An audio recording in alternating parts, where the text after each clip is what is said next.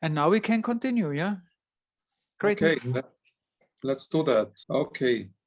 So but I have to allow to share everyone the screen, and also design this secure design. There's also this function to let's share everyone. Oh, sorry.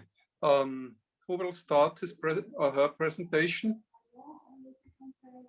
According to the program, it's Renée-Claire Le Bayon. Yes, it's me, but oh yeah, it works. Okay. So. Perfect. Yes. So I will briefly present the primary outcomes regarding the Humusica project. And as you know, all of you, the classification of humus forms has dramatically evolved since Green et al.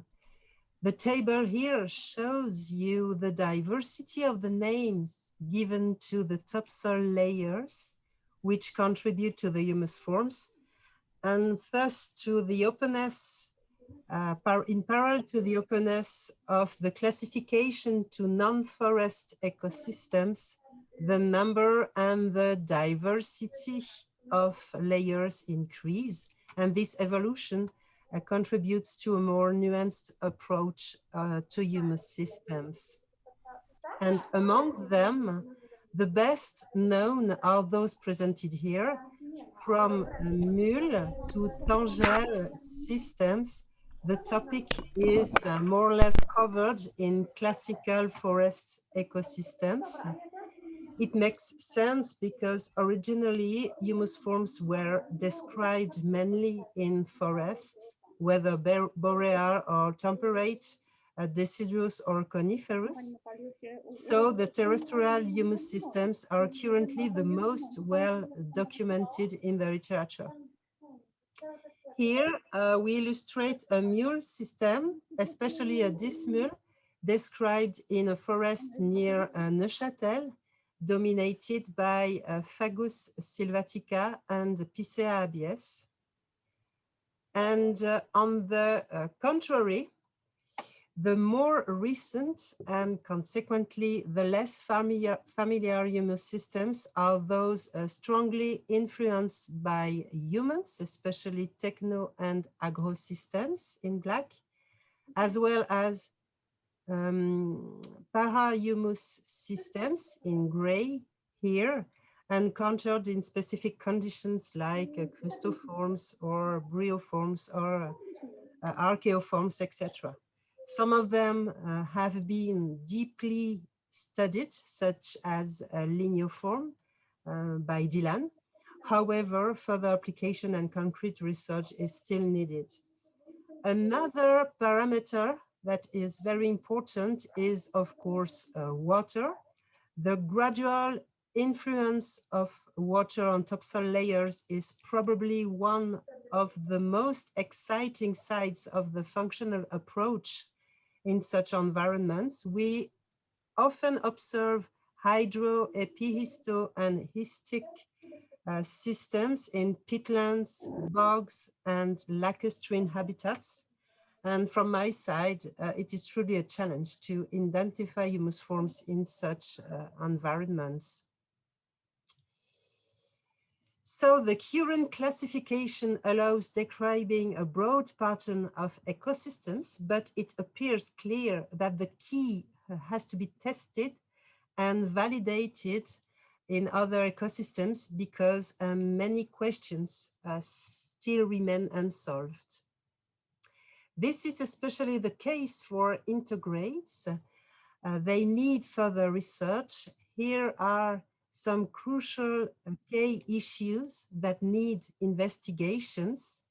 We recently tested with students the classification in the lakeside reserve La Grande Carissée near Neuchâtel, composed of wetlands, shallows, and woodland areas. In this context, for instance, the definition of AE layer was clearly unclear. We didn't find a GOH layer in all epihistoforms.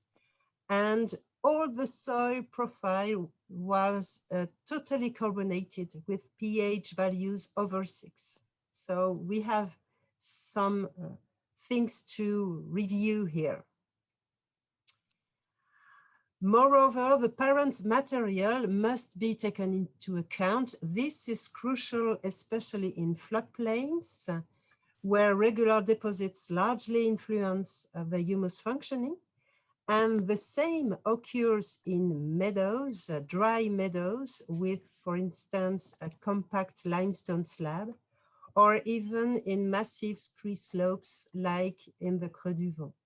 The A layer exists in this system, so we don't have only parahumus, but true humus systems and true humus forms. That's the reason why I propose to reintegrate the antiform in the classification, perhaps as new integrates. The discussion is open. Thank you for your attention. I am with my phone, so it's better for you to go on without me. Go on. I will follow. Augusto.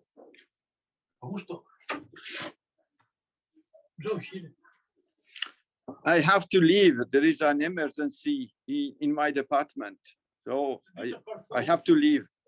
There is fire in my department. Ciao. Go on.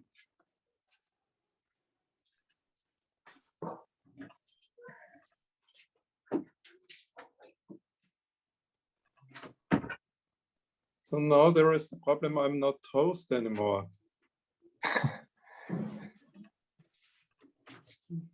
But I think Claire is now, and Claire can define Klaus as a host. Yeah, well, Claire Or stays- somebody else. I can Better, also try okay. if you like.